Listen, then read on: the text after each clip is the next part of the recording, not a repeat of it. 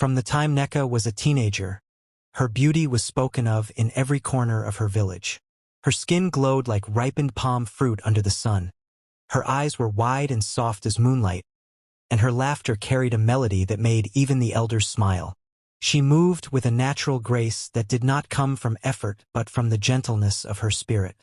Other young girls often whispered about her when they gathered at the stream to fetch water. Some admired her, others burned with envy. "See how even the traders at the market look at her," one girl would murmur. "Ah, if I had her face, I would not still be single," another would reply, half in jest, half in jealousy. Neca never flaunted herself. She was humble, even shy, but it only made her beauty more striking. Mothers sometimes pulled their sons aside and said, "Look well at that girl, Neca. That is the kind of wife you should bring home." So when Obiora, the wealthy trader, sent word of his desire to marry her, the village buzzed. Many of the girls who had secretly longed for him bit their lips in bitterness. Of course he would choose her, they said, their voices tinged with envy.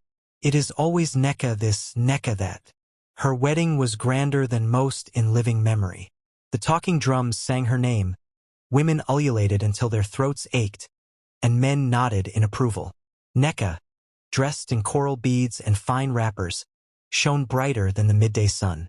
Girls her age watched from the edges of the compound, their eyes filled with longing, some wishing they could trade places with her, others silently resenting that fate had favored her so much. To them, she seemed blessed beyond measure. Beauty, a rich husband, and the promise of a life without struggle. To Neca, stepping into Obiora's household felt like stepping into a dream she had longed for. She believed she was the luckiest of women. The early days of Neca's marriage felt like a harvest of joy. Obiora, her new husband, was attentive in ways that made her heart swell with hope. He would return from his trading journeys with small gifts, colorful fabrics, bangles, or sweet groundnuts wrapped in brown paper. He praised her cooking, laughing as he licked his fingers after a meal of pounded yam and bitter leaf soup. Sometimes in the evenings, when the compound was quiet, he would sit with her under the moonlight and tell stories of the towns he had traveled to. "You are truly a blessing, Neca," he would say, stroking her hand. "With you in my home, I will prosper even more." Neca glowed under his affection. She worked tirelessly to keep the house in order, waking before dawn to sweep, prepare food, and fetch water, eager to prove she was worthy of the love and respect she had been given. She thought herself fortunate. How many women were married to men who spoke gently to them, who smiled when they entered the room? Her parents were proud, and other young wives looked at her with admiration. The same girls who once envied her beauty now whispered with awe, "Neca is living like a queen. Her husband adores her." For months, Neca lived in a dream where everything seemed perfect. She prayed it would last forever. But happiness, like morning dew, can vanish with the first touch of the sun. The first crack appeared one evening when she accidentally spilled palm oil on Obiora's fine white shirt. The look in his eyes was different, sharp, unforgiving. His voice rose, sharp as a whip. "Do you know how much this cloth costs, stupid woman?" Before she could answer, his hand struck her cheek. The sting shocked her more than the pain. She stared at him in disbelief, her heart pounding. This was the same man who once called her a blessing. Obiora's expression softened almost immediately. He muttered, "You made me angry. Do not be careless again." Then he turned away, as if nothing had happened. Neca touched her burning cheek, her heart torn between fear and denial. "It was only a mistake," she told herself. "He did not mean it. Perhaps I truly was careless." And so she swallowed her pain in silence, believing that if she tried harder, if she obeyed better, the warmth of their early days would return. When Neca discovered she was with child, her heart filled with light. It was the news every wife longed to share. She was carrying Obiora's heir. She believed the new life growing inside her would bind her closer to her husband, soften his sudden temper, and win her a permanent place in his heart. First, she glowed with excitement. Her body, though weary, hummed with the joy of expectation. She told Obiora one evening, her eyes shining, her hands trembling with hope. For a brief moment his face lit up. "Good," he said, his lips curling into a smile. "At last you prove useful to me." But the tenderness she prayed for never came. Instead, Obiora became harsher. He still demanded her to rise early, carry heavy loads of water, and tend to the compound as though she were not carrying his child. When she faltered under the weight of a basket of yams one morning, Obiora scolded her. "Pregnancy is not sickness, foolish woman. Are you the first to carry a child? My mother had 10 children and never sat idle like you." His family echoed him. Mama Obiora shook her head whenever Neca sought comfort. "In our time, a pregnant woman still went to farm the next day." "Stop pretending," she said sharply. His sisters laughed cruelly, mocking her when she rested. Neca endured in silence. She told herself the baby was worth every ache, every insult. She pressed her hand against her swelling belly at night, whispering prayers, believing her child would bring her comfort. But her body could not bear the strain. One afternoon, after being forced to pound yam despite her weakness, a sharp pain tore through her. The pestle clattered to the ground as she clutched her stomach, gasping. Blood stained her wrapper, flowing with terrible finality. Her cries brought Obiora's family running, but not with pity. His sisters sneered. "See, you were too weak to carry a child. We warned you not to be lazy." Obiora himself looked at her with contempt, not sorrow. "You have failed me," he spat. "Even the simple duty of carrying a child you cannot do." Neca lay on the cold floor, her body trembling, her heart breaking.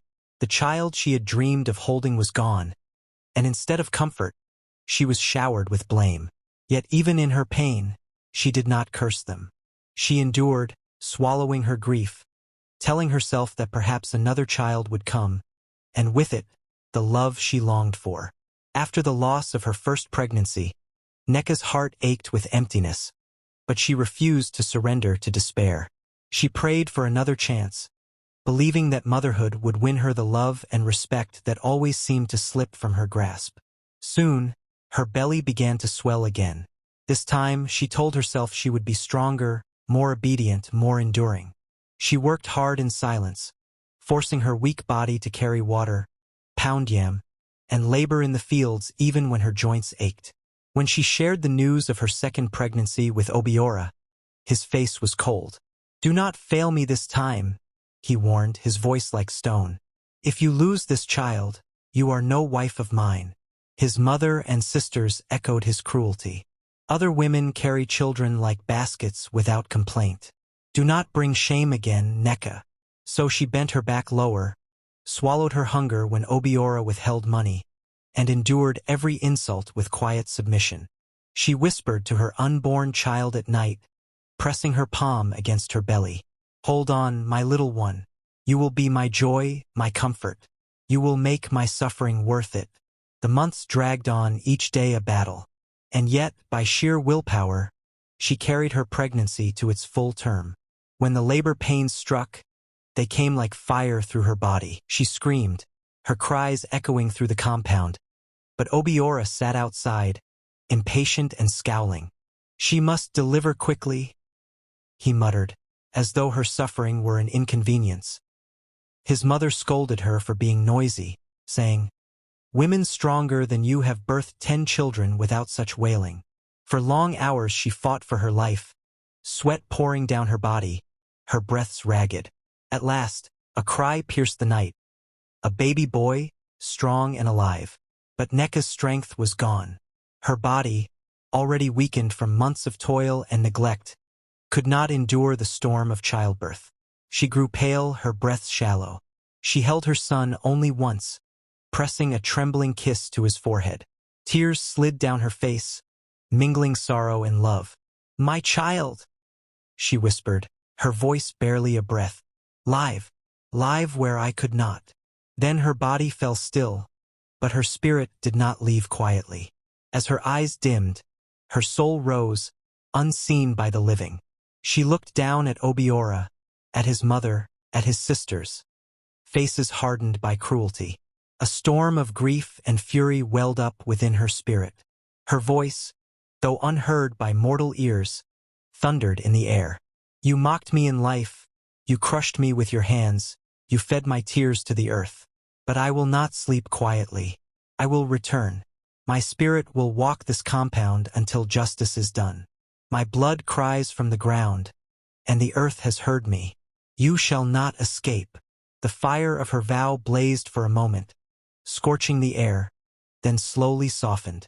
Turning from her oppressors, her spirit gazed once more at her child. She whispered a final blessing over him, words of protection, a mother's eternal prayer. Only then did she cross into the spirit world, leaving behind silence that felt heavy, unnatural, as though the compound itself trembled at her words. That night, the villagers said they heard a strange wind wail around Obiora's compound, though the trees were still. Mothers whispered that Neca's spirit would not rest until her suffering was avenged. Her body was gone, but her presence lingered. The night after Neca's burial, the village was restless. Dogs barked at empty spaces, owls hooted endlessly, and a strange cold wind circled Obiora's compound. People whispered that Neca's spirit was wandering, unable to find peace. In the spirit world, Neca stood before a council of glowing beings, guardians of the threshold between life and death. Her head was bowed, her voice trembling. I cannot rest, she said. I was wronged. My blood was spilled in silence. My child is left to the hands of wolves. Let me return. The spirits murmured among themselves, their voices like thunder and rushing rivers. Finally, one stepped forward, tall and radiant. You endured cruelty with patience, yet the earth remembers injustice. You shall return, Neca, but not in the form they knew. Her body shimmered and transformed. The spirits placed her soul into the vessel of another young woman. A stranger's face, a stranger's form. Her skin was lighter, her features sharper, her voice unfamiliar. Even her own kin would not recognize her. Neca touched her new face and wept. I thank you, great ones. But before they released her, the tallest spirit raised a hand. Know this, the body you wear is borrowed, a cloak. If ever the rains of heaven touch your flesh, the cloak will break, and your true body, the one they buried, shall be revealed. Take heed, for once they see you, your vengeance and your journey will be harder. Neca nodded solemnly. Then I will walk carefully. I will not let the rain betray me. With that, she was cast back into the world of the living. At dawn, a stranger walked into the village. A beautiful young woman no one had ever seen before. Her gait was steady, her eyes piercing, her aura unsettling. The villagers murmured, curious, but none suspected the truth, that it was Neca returned, carrying fire in her heart and vengeance in her spirit. She did not go into the heart of the village, nor did she return to her husband's compound. Instead, she found an old, abandoned mud house on the outskirts, half hidden by tall elephant grass. There she settled, alone, far from curious eyes. The villagers, seeing her choice, whispered, she must be a wanderer, perhaps a widow, perhaps a woman fleeing from trouble. None dared to question her directly, for there was something in her gaze that unsettled them, something that spoke of mysteries beyond their understanding. From her small house, Neca watched the village from afar. At night, she could hear her baby crying in Obiora's compound, a cry that pierced her soul. Her hands trembled with longing, but she was patient. The time for her to move was not yet. Standing in the doorway of her new home, she whispered into the wind, I am back. The earth gave me another body, but I am still Neca, and from this quiet place, I will rise. Time flowed, and Neca's son grew into a little toddler. His legs, though wobbly, carried him around Obiora's compound with the clumsy courage of childhood. But instead of laughter and play, his early years were filled with pain. Ifioma, the second wife, treated him like an unwanted burden. She slapped him for the smallest mistakes, withheld food when he cried, and forced him to sleep on the cold mud floor. At times, She dressed her own children in fine clothes while leaving him half-naked and dirty. "Why should I waste anything on him?" she would sneer. "He is the shadow of a dead woman. Let him suffer." Obiora's mother and sisters encouraged this cruelty, often mocking the boy, calling him the son of the weak one.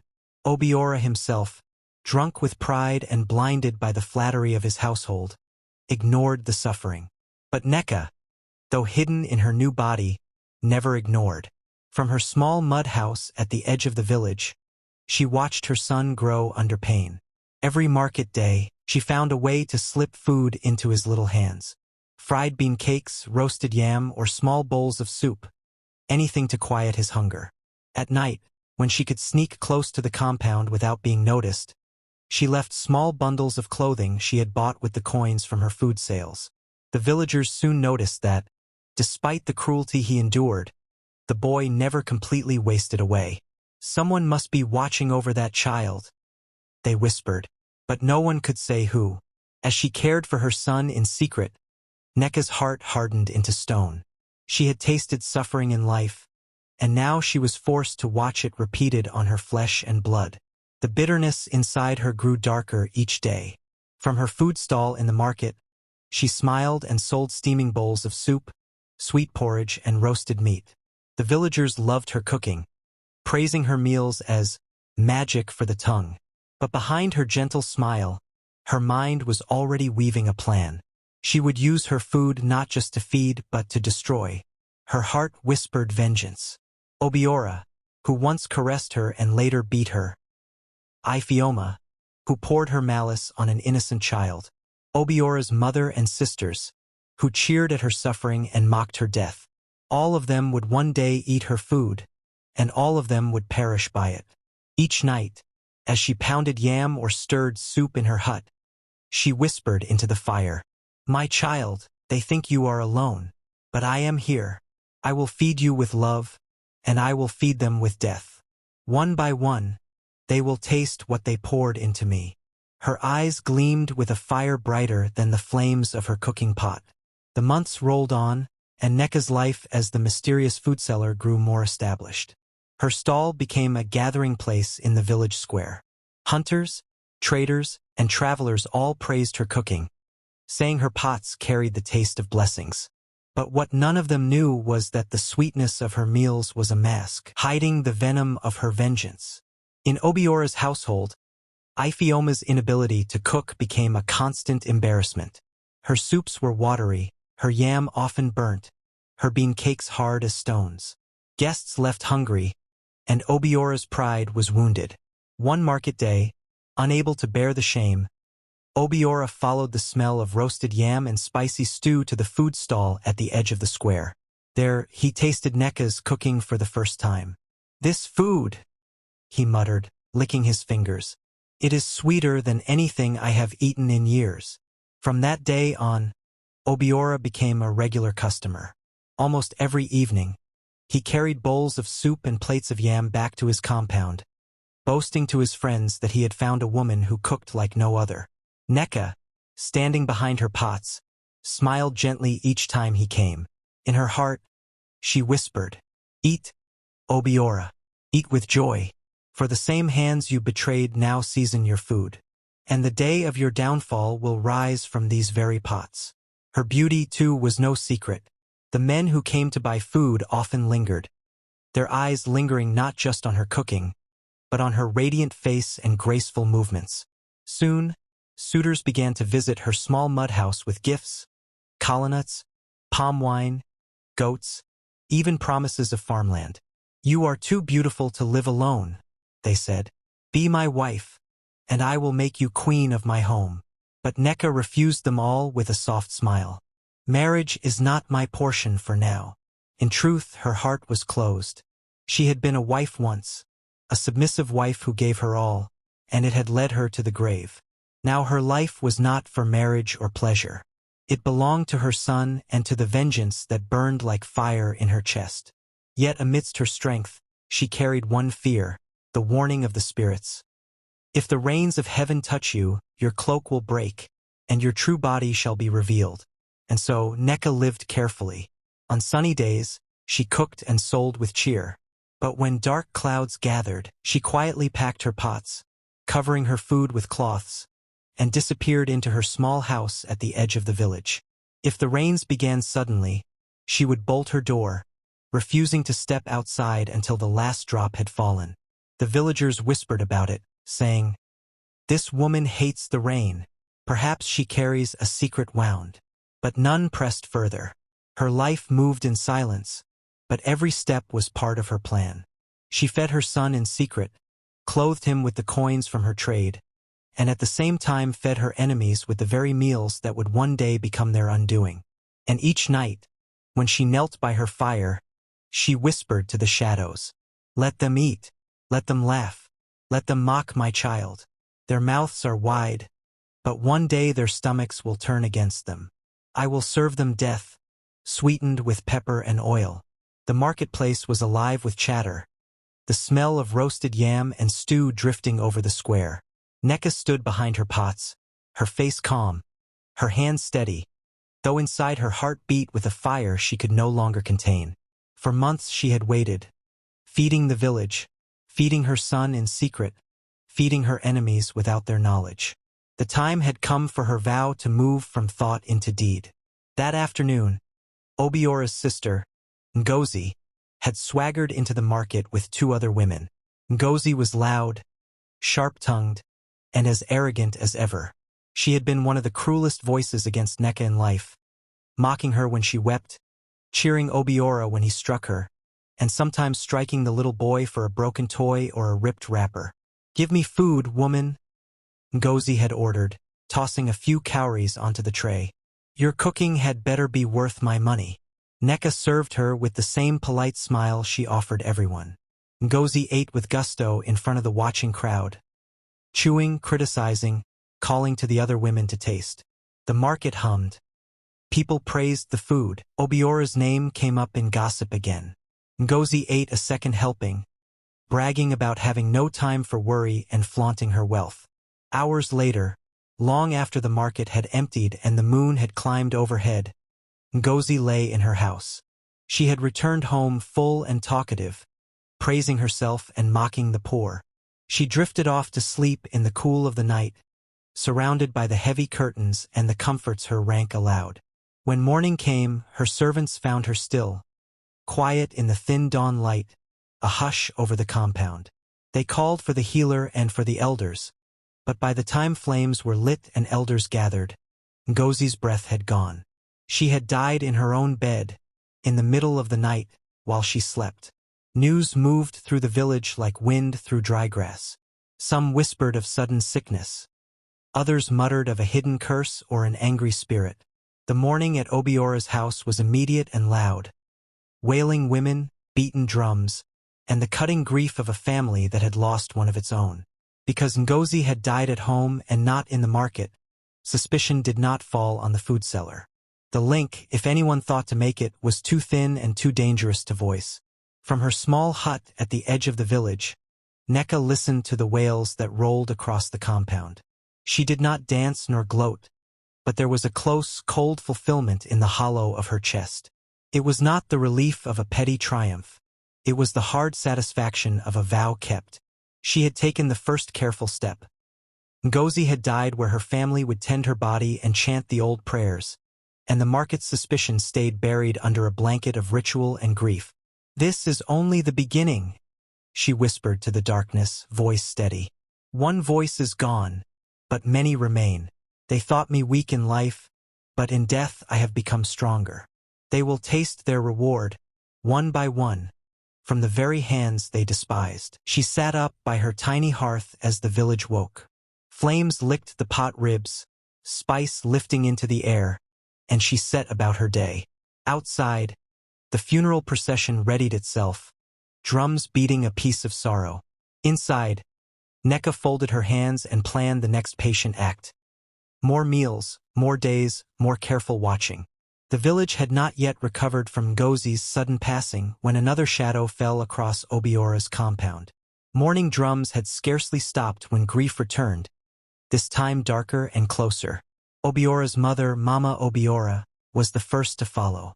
Known for her cold counsel, the woman who had instructed Neca to endure and blamed her for every misfortune was found unwell one morning and never rose again.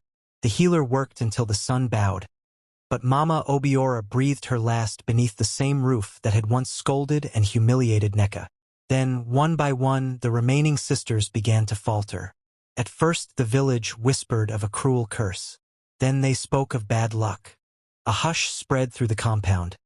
Fearful eyes darted toward the food seller's corner of the market. But the link was thin and buried in ritual. Meals given, mornings held. The same old prayers intoned over bodies now cold. Neca watched it all as a hawk watches the field.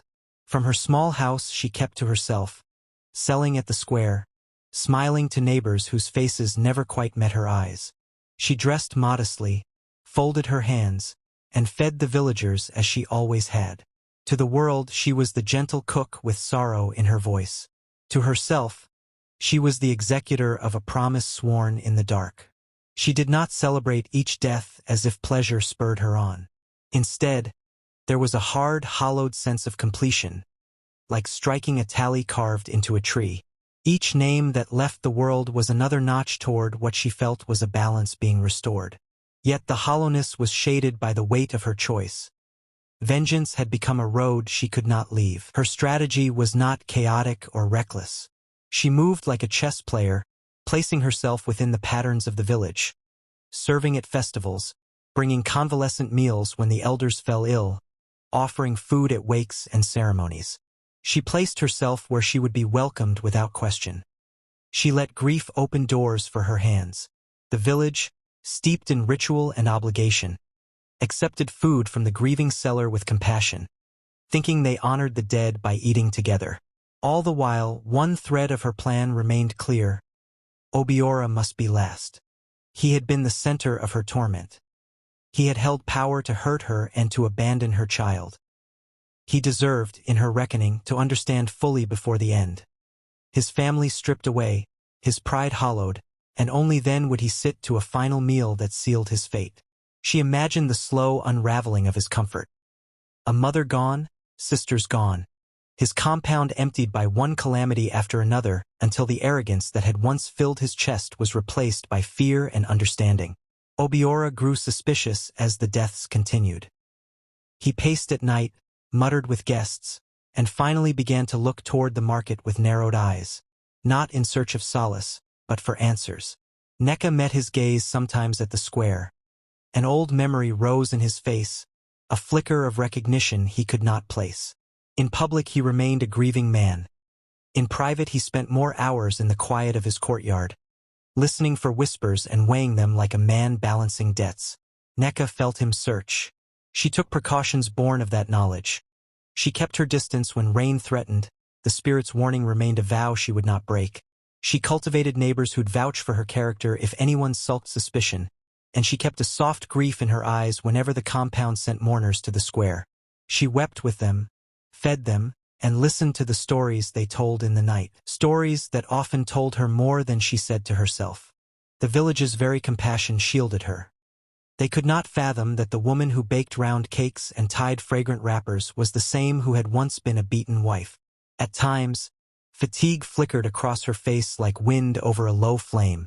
When children ran up to her stall, calling for the sweet porridge that had once comforted a little boy, she would hand them bowls with trembling hands. When she crept at night to leave small garments at the compound walls for her son, she felt the tug of something like regret. The human heart, even one set on justice, remembers tenderness. Yet she hardened, telling herself every loss was justice done to those who had given her none. "I will leave Obiora for last," she whispered to the dark, "so that when he sees the ruin he causes, he will know the meaning of the emptiness he made in me." The vow made at the bedside when her breath had gone remained her compass.